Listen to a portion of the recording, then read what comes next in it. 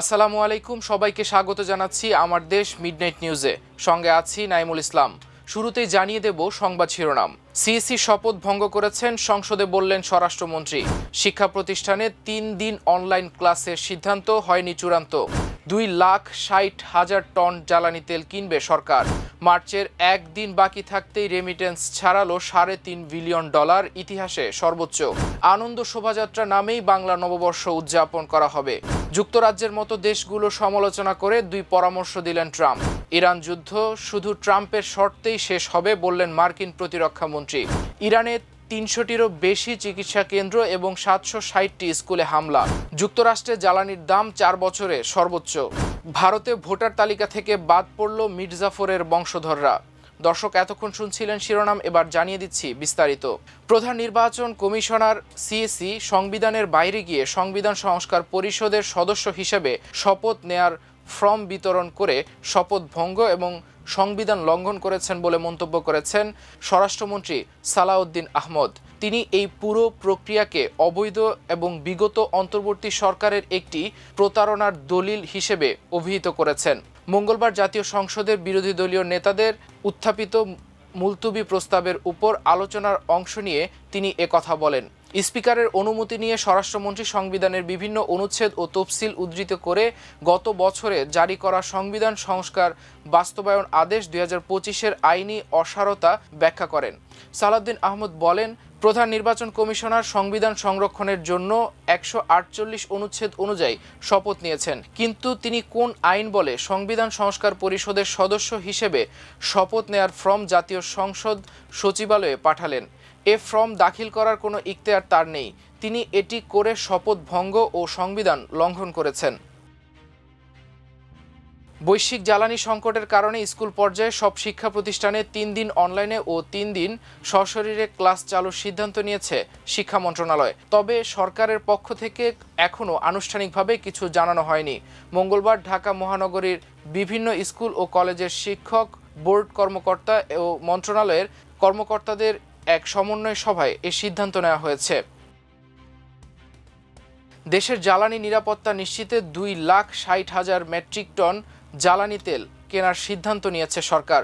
মঙ্গলবার সরকারি ক্রয় সংক্রান্ত মন্ত্রিসভা কমিটির বৈঠকে এই সিদ্ধান্ত নেওয়া হয়েছে। বৈঠক সূত্রে জানা গেছে, জ্বালানি ও খনিজ সম্পদ বিভাগের প্রস্তাবের ভিত্তিতে ইরান এবং যুক্তরাষ্ট্র ইসরায়েল যুদ্ধের পরিপ্রেক্ষিতে উদ্ভূত অস্থিতিশীল ভূরাজনৈতিক প্রেক্ষাপটে দেশে জরুরি জ্বালানি চাহিদা পূরণের জন্য আবির ট্রেড অ্যান্ড গ্লোবাল মার্কেটসের কাছ থেকে আন্তর্জাতিক ক্রয়ে সরাসরি ক্রয় পদ্ধতির মাধ্যমে 1 lakh metric ton crude oil ক্রয়ের প্রস্তাব অনুমোদন দেওয়া হয়েছে। জ্বালানি ও খনিজ সম্পদ বিভাগের অপর এক প্রস্তাবের ভিত্তিতে কাজাখস্তান থেকে 1 লাখ মেট্রিক টন ডিজেল ক্রয়ের প্রস্তাব অনুমোদন দেওয়া হয়েছে। এছাড়া ইন্দোনেশিয়া থেকে 60,000 মেট্রিক টন ডিজেল ক্রয়ের প্রস্তাব অনুমোদন দেওয়া হয়েছে। দেশে প্রবাসীদের পাঠানো রেমিটেন্স বাড়ছে। চলতি মার্চের প্রথম 30 দিনে দেশে প্রবাসীরা $362,20,00,000 বা $3.62 বিলিয়ন রেমিটেন্স পাঠিয়েছেন, যা দেশের ইতিহাসে একক মাস হিসেবে সর্বোচ্চ। বাংলাদেশ ব্যাংকের প্রতিবেদনে এ তথ্য উঠে এসেছে। ব্যাংকাররা জানিয়েছেন, মধ্যপ্রাচ্য আমাদের প্রবাসী আয়ের প্রধান উৎস। যুদ্ধের কারণে এসব দেশে বসবাসরত বাংলাদেশিরা আতঙ্কে রয়েছেন, ফলে কেউ জমানো অর্থ দেশে পাঠিয়ে থাকতে পারেন। আবার প্রবাসীরা রমজান ও ঈদকে কেন্দ্র করে পরিবারের খরচ মেটাতে রেমিটেন্স পাঠিয়ে থাকেন। এসব কারণেই প্রবাসী আয় বেড়েছে। রেমিটেন্সে উচ্চ প্রবৃদ্ধির ফলে বৈদেশিক মুদ্রার রিজার্ভও বেড়েছে। ঢাকা বিশ্ববিদ্যালয়ে বাংলা নববর্ষ 1433 উদযাপনে মঙ্গল শোভাযাত্রার পরিবর্তে আনন্দ শোভাযাত্রার নামই বহাল থাকছে। বিশ্ববিদ্যালয় কর্তৃপক্ষ জানিয়েছে, গত বছর নেওয়া এই সিদ্ধান্তে কোনো পরিবর্তন আনা হচ্ছে না। ফলে এবারও আনন্দ শোভাযাত্রা নামেই পহেলা বৈশাখ উদযাপিত হবে। মঙ্গলবার সকালে নবাব আলী চৌধুরী সিনেট ভবনে অনুষ্ঠিত এক প্রস্তুতি সভায় এ তথ্য জানানো হয়। সভায় সভাপতিত্ব করেন উপাচার্য অধ্যাপক ডক্টর ABM ওবায়দুল ইসলাম। সভায় জানানো হয়, বাংলা নববর্ষ 1433 উপলক্ষে এবারের প্রতিপাদ্য নির্ধারণ করা হয়েছে নববর্ষের ঐকতান, গণতন্ত্রের পুনরুত্থান। বিশ্ববিদ্যালয় ক্যাম্পাসে দিনব্যাপী বিভিন্ন কর্মসূচির অংশ হিসেবে সকাল 9টায় চারুকলা অনুষদ থেকে আনন্দ শোভাযাত্রা বের হবে। শোভাযাত্রাটি রাজু ভাস্কর্য, দোয়েল চত্বর এবং বাংলা একাডেমি হয়ে পুনরায় চারুকলা অনুষদে এসে শেষ হবে। মার্কিন প্রেসিডেন্ট ডোনাল্ড ট্রাম্প যুক্তরাষ্ট্রের পক্ষ হয়ে ইরান যুদ্ধে যোগ না দেওয়ায় যুক্তরাজ্যসহ মিত্র দেশগুলোর আবারও সমালোচনা করেছেন। সামাজিক যোগাযোগ মাধ্যমে ট্রাম্প লিখেছেন, যেসব দেশ হরমুজ প্রণালীর কারণে জেট ফুয়েল পাচ্ছে না, যেমন যুক্তরাজ্য, যারা ইরান যুদ্ধে যোগ দেওয়ার থেকে বিরত থেকেছে, তাদের জন্য আমার পরামর্শ আছে। প্রথমত, আমাদের কাছ থেকে জেট ফুয়েল কিনুন, আমাদের প্রচুর আছে, এবং দ্বিতীয়ত, দেরিতে হলেও কিছুটা সাহস গড়ে তুলুন। হরমুজ প্রণালীতে যান এবং দখল নিয়ে নিন। ট্রাম্প বিশেষভাবে ফ্রান্সকে নিয়ে বলেন, ফ্রান্স খুবই অসহযোগী ছিল, কারণ তারা রসদ বোঝাই বিমানগুলোকে তাদের ভূখণ্ডের উপর দিয়ে উঠতে অনুমতি দেয়নি। মার্কিন প্রতিরক্ষামন্ত্রী পিট হেগসেথ বলেছেন, ইরান যুদ্ধ শুধু মার্কিন প্রেসিডেন্ট ডোনাল্ড ট্রাম্পের শর্তেই শেষ হবে। তিনি এও বলেন, যুক্তরাষ্ট্র ইরানের সঙ্গে আলোচনা চালিয়ে যাচ্ছে। হেগসেথ বলেন, আলোচনার মাধ্যমে যুক্তরাষ্ট্র ইরানের সঙ্গে একটি চুক্তি চায়। যদি চুক্তি না হয়, আমরা প্রস্তুত আছি বোমা দিয়ে আলোচনা চালিয়ে যেতে। হরমুজ প্রণালীর প্রসঙ্গে মার্কিন প্রতিরক্ষামন্ত্রী বলেন, বিশ্বের কিছু দেশ রয়েছে যাদের উচিত এই গুরুত্বপূর্ণ জলপথ খুলে দেওয়ার প্রস্তুতি নিয়ে এগিয়ে আসা। ইরানে যুক্তরাষ্ট্র ও ইসরায়েলের হামলায় এ পর্যন্ত 90,063টি আবাসিক ইউনিট, 360টি স্বাস্থ্যসেবা ও চিকিৎসা কেন্দ্র এবং 760টি স্কুল ক্ষতিগ্রস্ত হয়েছে।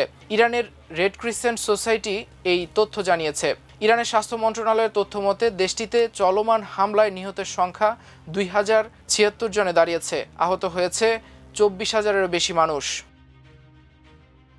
যুক্তরাষ্ট্রে জ্বালানি তেলের গড় দাম প্রতি গ্যালন $4 পৌঁছেছে, যা 2022 সালের পর সর্বোচ্চ। বর্তমানে পাম্পগুলোতে জ্বালানি তেলের এই গড় দাম মার্কিন প্রেসিডেন্ট ডোনাল্ড ট্রাম্পের 2 মেয়াদের যে কোনো সময়ের তুলনায় বেশি। এর আগে যুক্তরাষ্ট্রে সর্বশেষ 2022 সালের আগস্টে প্রতি গ্যালনে $4 এই সীমা অতিক্রম করেছিল গ্যাসের দাম। সে সময় রাশিয়া ইউক্রেনে পূর্ণ মাত্রায় সামরিক অভিযান শুরুর পর আন্তর্জাতিক বাজারে জ্বালানির দাম বেড়ে গিয়েছিল।